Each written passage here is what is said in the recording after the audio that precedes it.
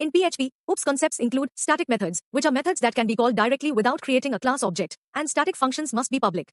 Let's see the following example. We have a class A in which we define a public static function show. Then, if we try to call the static show function through an object of class A deprecation error will be displayed.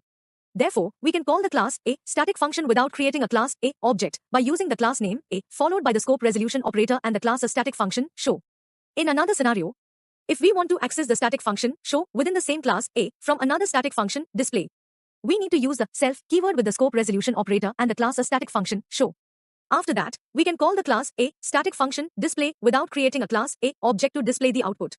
In a different scenario, if we have a class B that extends class A and we want to use the class A static function show in a class B function, we can use the parent keyword with the scope resolution operator and the class A static function show. After that, we can call the class B static function show without creating a class B object to display the output.